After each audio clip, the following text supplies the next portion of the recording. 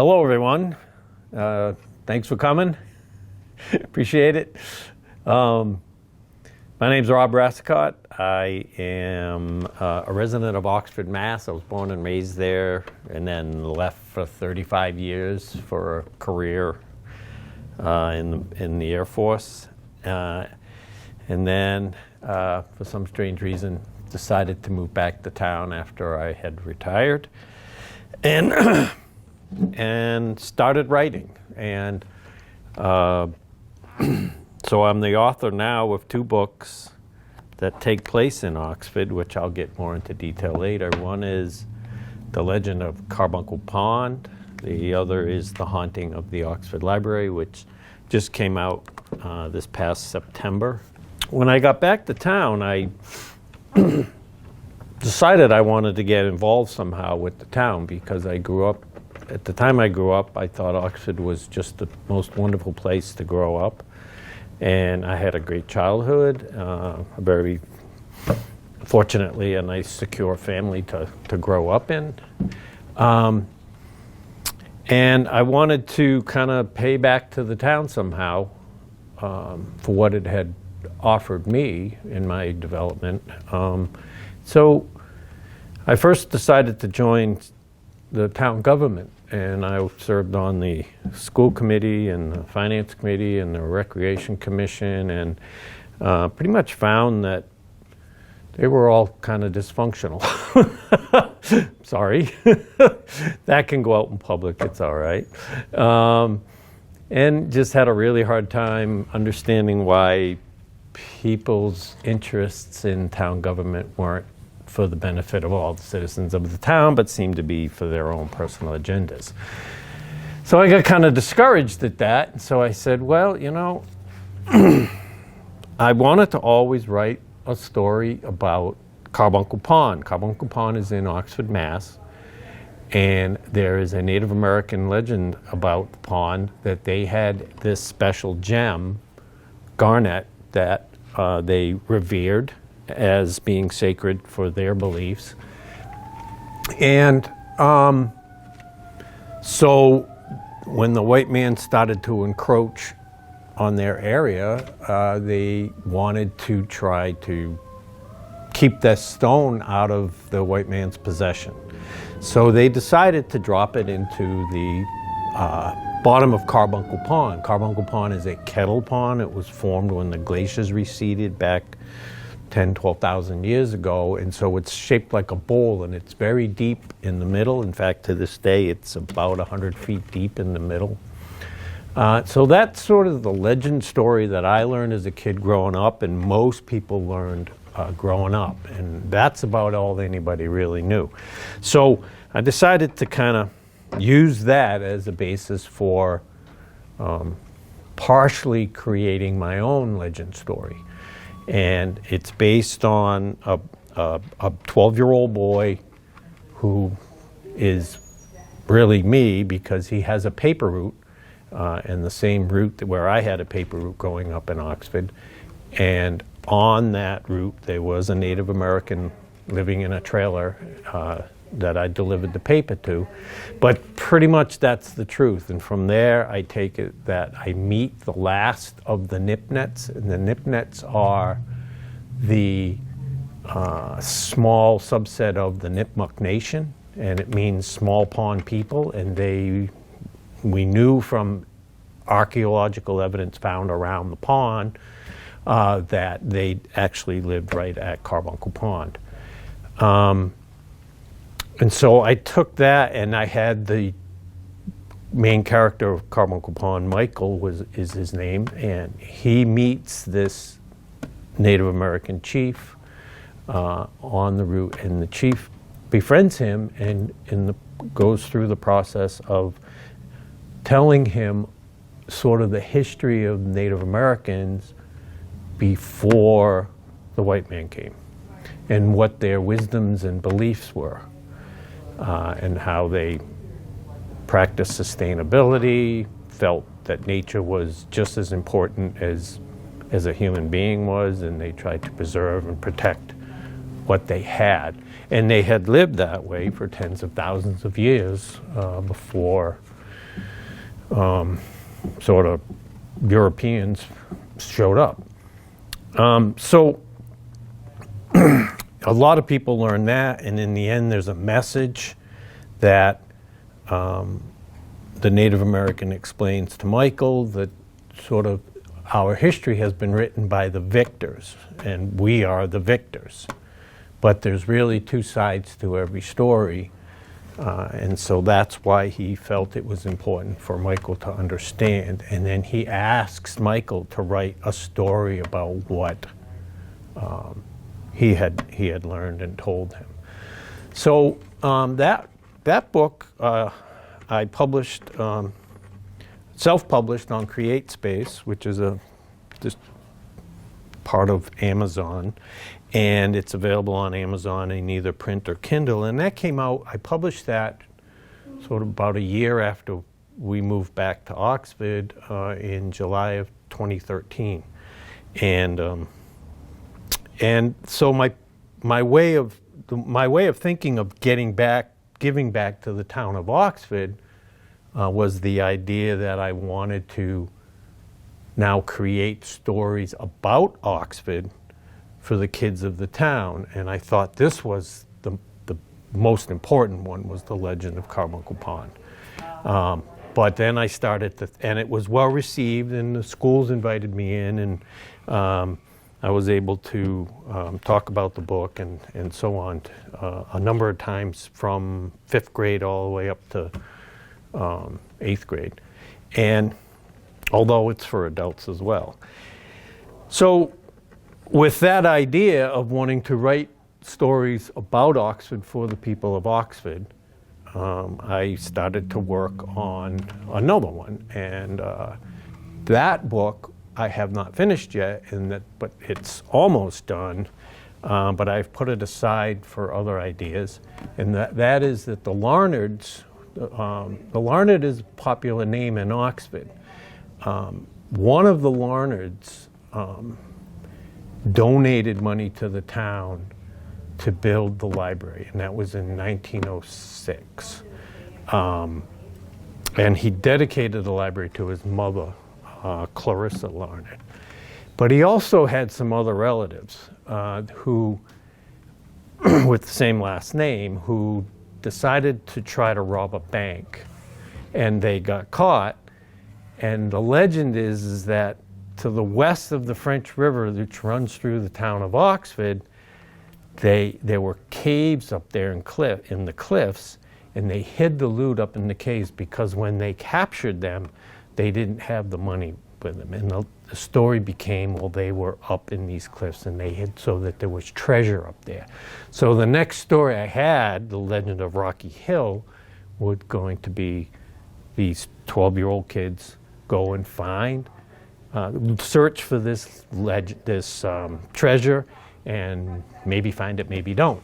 So I never finished that because I started to hear stories particularly from people who were working in the Oxford Library at the time and helping me do research on the Larnard story, that they had strange encounters. And even people that worked there before them had strange encounters in the library. Said, this is interesting. And if you actually go around town and you ask people, have you heard that the library's haunted? And they'll go, yeah, it's Clarissa Larnard, meaning the now deceased mother of Charles Larnard, who provided the money to build the library. So I took that idea and said, so there really maybe is a legend of Oxford Library being haunted. I said, that's going to be my next book, because when I went into the schools and just talked to the kids in general, everybody loves ghost stories. So started working on the haunting of the Oxford Library, and to get some ideas for that, I asked the library staff if I could sleep over alone overnight in the library to get an idea of what's going on in there, really hoping I would see something to confirm this. But Unfortunately, I did not, but they did allow me to sleep over at least. And that night is where I started to sort of create the idea of a story again of 12-year-old kids, 8th graders at Oxford Middle School. One of them sees something strange, and then they begin to search for this proof that there is a ghost after they had encountered their own experience with it. And so, but I made this sort of rule on my own that the ghost, to haunt something, the ghost would have to die there. So I went on that premise. I don't know, who knows if it's true or not? Nobody knows if even ghosts are real, right? For sure. So I took the history of Oxford and used that as the backdrop.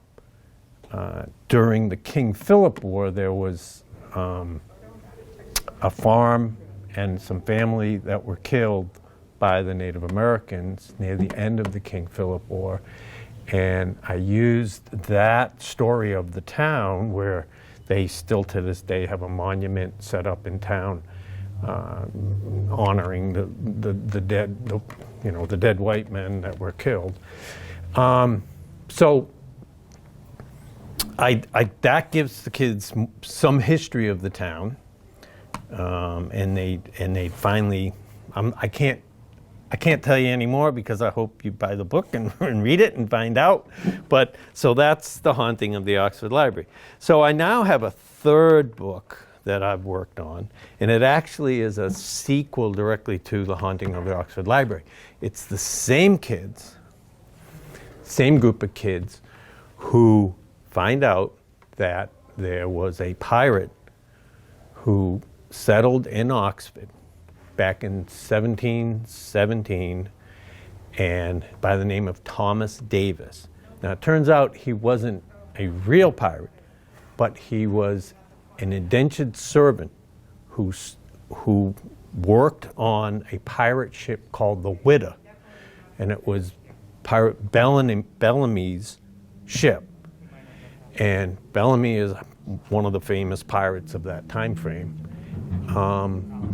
And it sunk in a storm right off Cape Cod. Many of them drowned. There's a museum down in the Cape that keeps a record of this shipwreck, and they claim that the treasure found on the ship to this day is the most ever found on a pirate ship, ever recovered from a pirate ship. That in today's dollars, it was somewhere like $1 billion was found on this pirate ship. And what happened is a lot drowned. Those that managed to swim through the surf to get to shore were captured and hung. But Thomas Davis was able to convince them that he was an indentured servant. And then there was another gentleman who was African American who was a slave on the ship, and unfortunately they put him back into slavery. But they let Thomas Davis go, and now this is where the legend comes in, that Thomas Davis was able to recover some of the treasure in the surf and keep it on him before they let him go. And he came to Oxford with this treasure and hid it somewhere or something. And so that's going to be the next adventure for these kids, to find out more about Thomas Davis and where this treasure could be found. The rumor has it that he came to town with gold doubloons, and he stopped at an inn, that was on the Bay Path. The Bay Path went from, sort of the Cape through all the way to Connecticut River and so on, and part of a number of trails that the Native Americans had to travel between the coast and inland. So that's my next one. I don't know when it'll be out, but I'm actively working on it now, amidst all the other things you have to do in life. That's about the history of how I got started on these and where the books are and where they are now. So I was kind of hoping maybe anybody get questions or stuff about this? Or? The fact that your stories, which is wonderful because we are celebrating Native American History Month in November, the connection all your stories seem to have to like the Native American. Right. And yeah. It seems to be steeped in memories of that and like passed down. And I think that's wonderful because a lot of times that has been obliterated in the written history. Right. And I think it's wonderful that you're, with your historical fiction, bringing that back based on actual factual stories. So, kudos.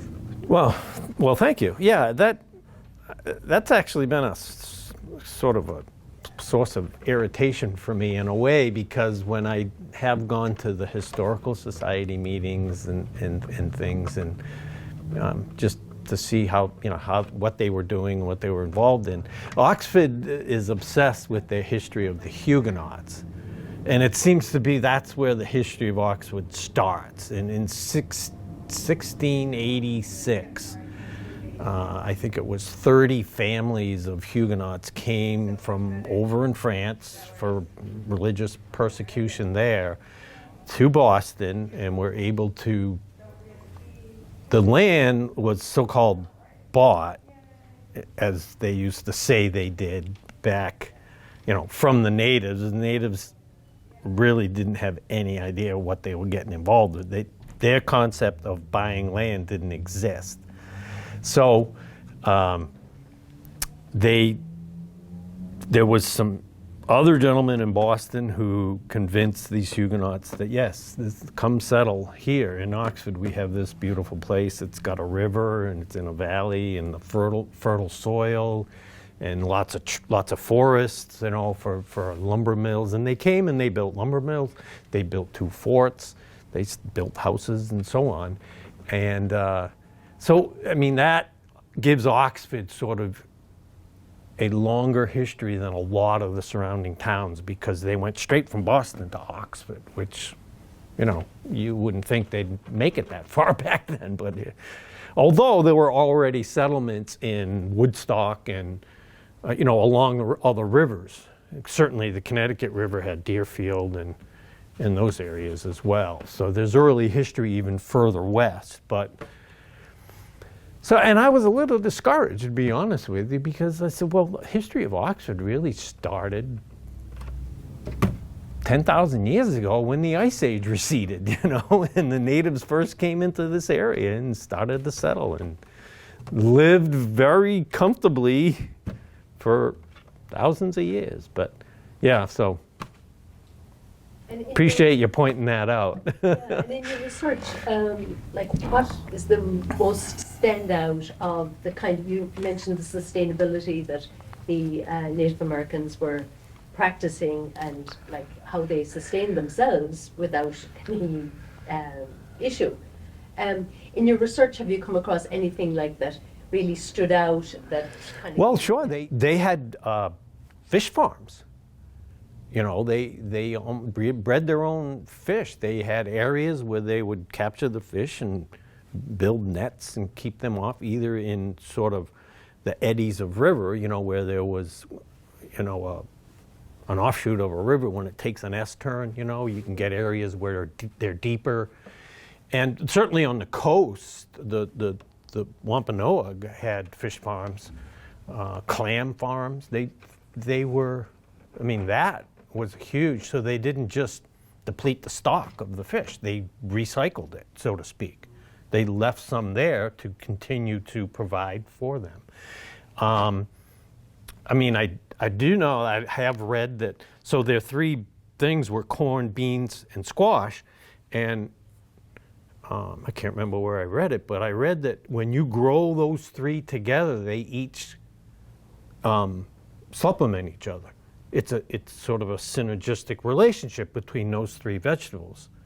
The corn gives the beans the stalk to grow up, and I'm not sure. I don't remember what the squash does for you, but they they can share the soil together, and so that in another way, and then you always have the seeds to grow next year and so on, and then in the winter they would go out and just shoot what they needed to eat for meat, with mostly deer in the area, or turkeys.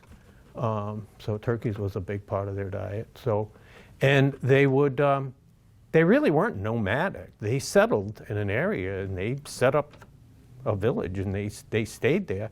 And in the winter, the men would go out into the forest to hunt for the meat. But in the warmer climates, they would grow their farms and maintain them and have their fish. So they were always near water, of course. I mean, you had to drink it too. I'm fascinated by the idea that the origin of witches came from, organized religion, afraid of women who were midwives and used herbs and natural resources from the forest rather than pray to God to cure people. And when they were the original natural healers, and now everybody, that's coming back too, or it's tried to. I mean, at one time, I think there was I use the same word, but synergistic relationship between, the earth and the humans that were living on it. It sustained them to be able to evolve to the point we are now, and then we just turn around and decide, we're the great ones. We're the top of the food chain. We can do anything we want. We're humans. We're smarter than anybody else, and our way is the only way. And let's just take it all now because we want it, and I want to make lots of money, and whatever. The whole idea. So, just the greed, and the arrogance, and the superiority complex, so to speak. But I'm getting on a tangent now. Don't get me started. I learned how to research as part of my advanced degrees. I mean, if that's what you mean, but and I did use that skill to continue that. In fact, I still research to this day. It's harder and harder on the internet now to know what's true or not when you find it, so you have to verify it. So far, and my third book will be the same, everything happens parts of both stories happen in a library. I always bring the group of kids into a library and talk about, they have to do the research. That's part of both stories. Is even Michael in The Legend of Carbuncle Pond, without spoiling the book, but the Indian chief that he meets tells him to go and read what was written from the white men about the natives when they were first encountered.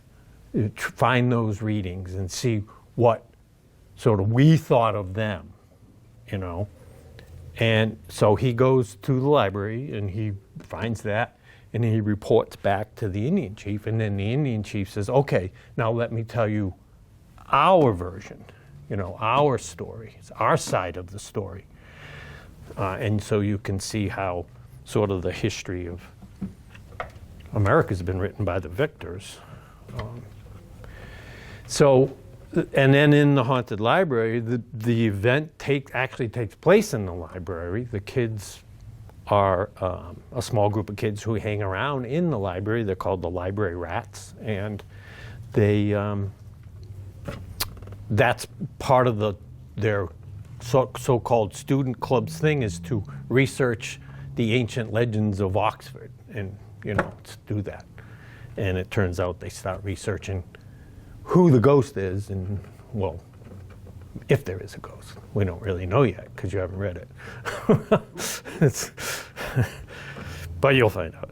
And then the same with the pirate. So they will, and it's funny because it's just a simple question about Oxford's mascot is the pirate, and I wonder if anybody has stopped and said, well, I started to research it myself. Where did the origin of that come? Where did the origin of having mascots in high school sports even come from? It goes pretty far back. It goes back into the 1800s. So where did the idea that that the Oxfords were going to be pirates, and then to find out there really is a connection with a so-called pirate and Oxford in its history, adds even more sort of bizarre that their mascot turns out to be the pirate. Now, whether someone consciously made that connection, I really don't know, or it was coincidental. I haven't been able to find the origin of Oxford's first choice of a mascot yet. I found other towns in the area, but so that leaves a little mystery to it. I'm impressed by the way that the Native Americans were, let's just say they were guardians of the land, more than just concerned about sustainability. It was more important to them because they treated the land like a god. And something that corrupted that without benefiting both ways, that was against their nature. Yeah. And when I look at what we've done in just a few centuries, not only have we disrupted the relationship between man and his environment, we've also done irreparable damage in a lot of places. What Oxford has done to the town really breaks my heart, and I knew it was going to happen. I was off somewhere in the world at the time when I heard that. I think, was it Walmart first or McDonald's on Sutton Ave that came on first? So growing up in Oxford, there was a drive-in movie theater where 12 and 20 meet, where, what's the restaurant? J. Anthony's is. Where Walmart was a 2-screen, huge, and a huge part of my childhood was sneaking in there and watching movies, or driving in we would actually put people in the trunk and sneak people in and so on. And it's just, the summer was a huge part of my summer was as this thing. So it just broke my heart when I knew Walmart was coming. And you'd say, well, we need Walmart, right? It's progress, right? It's progress. It's the future. Well, what happens to a town when you decide to bring in someone like a Walmart is you immediately have to upgrade your fire and police services. And people don't realize that. And so all of a sudden now, and unfortunately, the selectmen at the time decided to entice large businesses like Walmart's to come into town, and they would give them a TIF, what's it stand for? Tax incentive idea. So they would reduce their taxes for so many years, which doesn't help the town now pay for this extra fire and police. And now all of a sudden towns all over central Massachusetts, all over everywhere probably, have to have full-time EMT and fire and police. As you know, maybe police were always full-time, but fire was volunteer. And for small towns, everybody would come from the small towns to a fire. All the towns would come. And that still happens, and yet they still have to pay. It's a lot of money. There's a lot that you lose, I think, in small town appeal when you have certain politicians who run the town think that large business is a good thing for the town, when there's unintended consequences. Not only environmental impact, but significant financial burden that goes back on the town now. Especially if you give them TIFs, and especially if you have a single tax rate. Auburn's done better because they have a dual tax rate. So, yeah, it's tough. It's tough. But when I grew up in Oxford, it was just the perfect place to, of course it was 99.9% white immigrants who worked in Worcester, and it was a little bedroom community. But all the money went into the schools and roads. And now the roads are just disastrous, and the school has to beg for money every year because all the money now goes into EMT, fire, and police. But, so, yeah, I can't believe I hit that kind of tangent.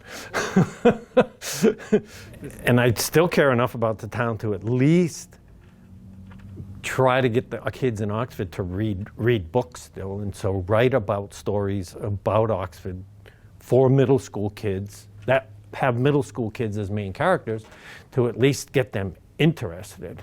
And from what I see, Carbuncle Pond worked, and I'm hoping that carries through with The Haunting. Well, it seems like Oxford has a plethora of different stories that are kicking around, and it's just a matter of exploring them and documenting. And I think that's fascinating. Obviously, it will tie into people's understanding of the history of the community and make people more appreciative of the various points of view, that it isn't all what's maybe in the history books and the annals of the past, that there are other ways of looking at the same situation.